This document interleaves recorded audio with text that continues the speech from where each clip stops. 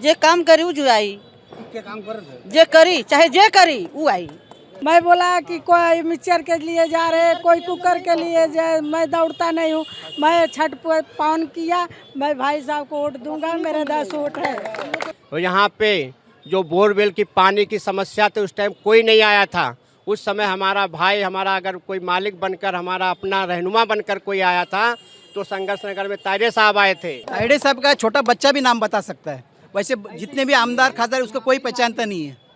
Fix नगर सेवक हैं, पहले से ही फिक्स हैं वो, कोई दो राय नहीं है, कोई नहीं है टक्कर में, बस। नमस्कार, आप सभी का मुरारी की खबर में स्वागत। हम इस वक्त मौजूद है मुंबई के चांदीवली विधानसभा क्षेत्र के वार्ड क्रमांक 157 के संघर्ष नगर के इस इलाके में, जहां पर आप देख पा रहे होंगे भारत रत्न डॉक्टर बाबा साहब उद्यान में हम इस वक्त मौजूद है।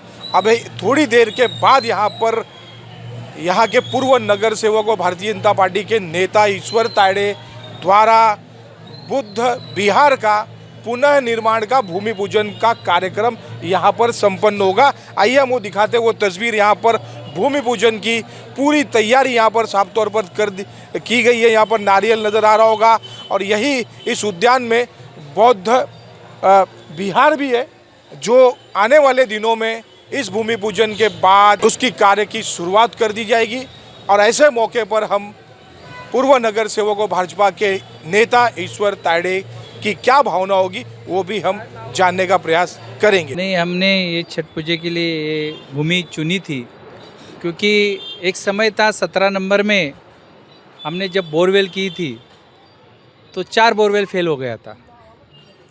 तो सब लोग बोल रहे थे संघर्ष नगर के कि 17 नंबर के लोग पापी है। तो हमने यहाँ बहुत बड़ा महायज्ञ किया था, ये सबको याद रहेगा, हमारी सभी माताएं यहाँ बैठी है। और उसके बाद बहुत सालों के बाद हमने यहाँ छठ पूजा का निर्माण किया है और ये भूमि पावन हो गई है छठ पूजा के बाद। अभी एक गार्डन बना रहे हैं, अभी फ़िलहाल हम सब गार्डन बना रहे हैं यहाँ। ना कोई मंदिर बनेगा ना कुछ बनेगा यहाँ, क्योंकि लोगों को मंदिर, मस्जिद, बुद्ध विहार इससे ज़्यादा आज लोगों की ज़रूरत है बैठने के लिए, खुली सांस लेने के लिए अच्छा गार्डन होना चाहिए। और एक अच्छा बैठक व्यवस्था हम बना रहे हैं, लाइट लगाएंगे, प्रवेश द्वार अच्छा बनाएंगे। पानी की टाकी जो है 17 नंबर क्लस्टर की वो टूट चुकी है, उसकी दीवार भी हम बना रहे हैं। हम चाहते हैं हमारी सभी बहनें शाम को थक जाती है, घर का सब प्रपंच करते, परिवार का सब सेवा करते करते हमारे सभी भाई जब शाम को आते हैं अपनी नौकरी से, तो यहाँ बैठने की एक अच्छी प्रावधान और इतनी बड़ी जगह मुझे नहीं लगता है संघर्ष नगर में है। तायडे साहब कहने के वास्ते एक अच्छी पहल आपने की है कि स्लम इलाके के अंदर खासकर कहीं ऐसे पैसे नहीं होते जहाँ पे परिवार अपने पति पत्नी लेकर बैठ सके। लेकिन लोगों के मन में एक भ्रम फैल गया है कि कहीं कहीं यहाँ पर गार्डन बन जाएगा। छठ पूजा का आयोजन अगले साल 2026 में होगा कि नहीं होगा? नहीं, छठ पूजा का प्रायोजन इससे बड़े पैमाने पे ये जगह इस बार कम पड़ गई है। तो आने वाले दिनों में इससे बड़े 4 गुना 10 गुना बड़े मैदान पे हम छठ पूजा करेंगे। जे काम करी वो जो आई, क्या काम कर रहे थे? जे करी चाहे जे करी वो आई। काम का पूजा होता है सर। आज जब भूमि पूजन पहले हाँ, वो काम है। नगर से कुछ चुनाव हो जाए। हाँ, क्या लगा तो मैं जिसको देखूंगा कि वो काम कर रहे हैं मैं उसी को दूंगा। छठ पूजा के लिए बहुत अच्छा व्यवस्था किए थे, इसके लिए धन्यवाद। भैया जीत के आएंगे, क्या जीत गई? भाई साहब जीत के आएंगे। कहते हैं कि जो काम करेगा। हाँ, सही बात है। मेरा भैया जीतेंगे। खुला बोली ना, मैं ओपन बोली सर। दिए हम लोग पवन यहाँ करे, बहुत अच्छा लगा। अच्छा लगा। हाँ, तो भैया करेंगे उसको मिलेगा। तो नंबर कैसे बताओ? नाम ईश्वर तायडे भाई आएंगे। अच्छा हो, सब अच्छा हो, भैया चुन के आएंगे, आगे बढ़ेंगे। मैं बोला कि कोई मिक्सचर के लिए जा रहे, कोई कुकर के लिए जाए, मैं दौड़ता नहीं हूँ। मैं छठ पावन किया, मैं भाई साहब को वोट दूंगा, मेरे 10 वोट है। नहीं चाहिए। मैं राम नरेश यादव, तायडे साहब का कट्टर समर्थक और हमेशा साथ में रहने पिछले 17 वर्षों से। इस गार्डन का जो नाम डॉक्टर बाबा साहब अम्बेडकर जो पढ़ा, वो डॉक्टर बाबा साहब अम्बेडकर तायडे साहब की देन है। इस गार्डन जो बचा और यहाँ पे जो नाम पड़ा, और इनके सिवा संघर्ष नगर में कोई नहीं है। ये यहाँ के भाग विधाते हैं, जो भी 17 सालों से जनता की सेवा। और यहाँ पे जो बोरवेल की पानी की समस्या थी उस टाइम कोई नहीं आया था। उस समय हमारा भाई, हमारा अगर कोई मालिक बनकर, हमारा अपना रहनुमा बनकर कोई आया था तो संघर्ष नगर में तायडे साहब आए थे। मनुभाई चाळमध्ये राहतो। आत्तापर्यंत असा एक नगरसेवक नाही आहे, आत्तापर्यंत त्यांना जे सत्य केलं काम ते आत्तापर्यंत कोणाचा विकास केला नाही, काय नाही कुणी सध्या। पण तायडे साहेब ज्या वेळेस नगरसेवक झालेत ना त्यावेळेसपासून एवढा चांदोलीचा विकास झालेला आहे, खरं सांगतो मी। कारण त्यांच्यापाशी मी 30 वर्ष झालं त्यांच्यासोबत आहे मी। कारण पहिले किती नगरसेवक आले, किती गेले, असं कुणीच नाही असा नगरसेवक की आतापर्यंत चांदोली विधानसभामध्ये येत नाही आहे। तायडे साहेब पुन्हा पाहिजे का तुम्हाला? पूर्णच पाहिजे आम्हाला, पूर्णच पाहिजे। तायडे साहेबाचं काम एक नंबर काम आहे आणि पुन्हा परत पाहिजेत ना। मुझे पता है कहाँ पे है, तो मैं आपको यही कह रहा था कि हमें तायडे साहब नगर सेवक के रूप में नहीं, हमें तो उनको आमदार होते हुए देखना है।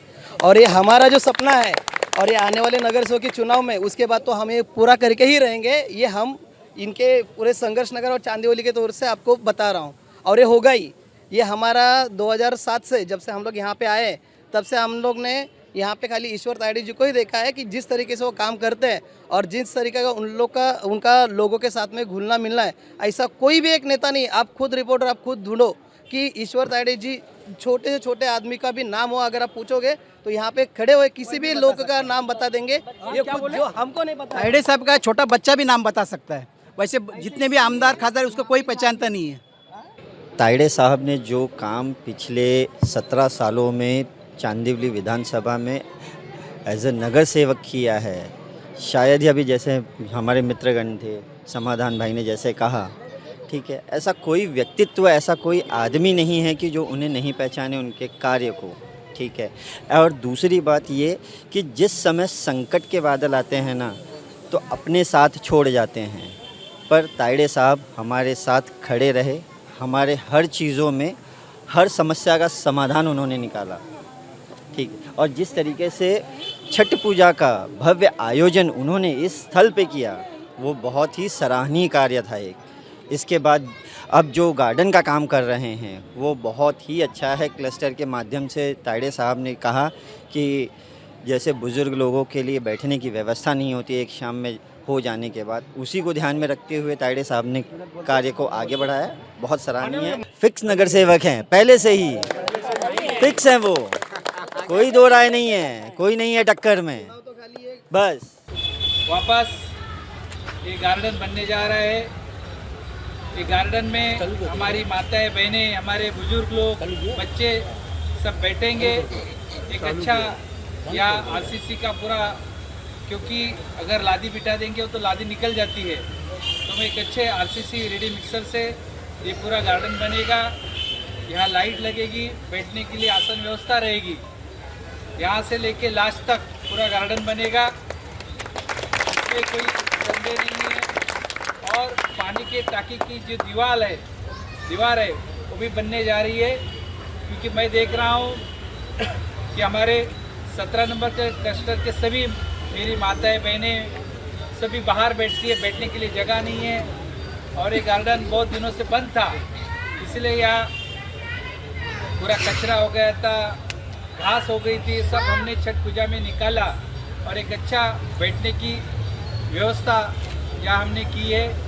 यहाँ बहुत ही अच्छे तरीके से हमने गार्डन बनाने का प्रयास कर रहे हैं।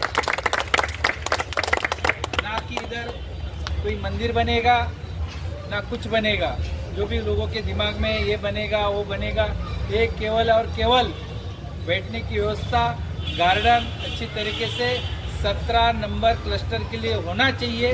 ये सभी लोगों की डिमांड थी, वो पूरा करने का प्रयास आप लोग के आशीर्वाद से मैं कर रहा हूँ। तायडे साहब आगे बढ़ो, तायडे साहब आगे बढ़ो।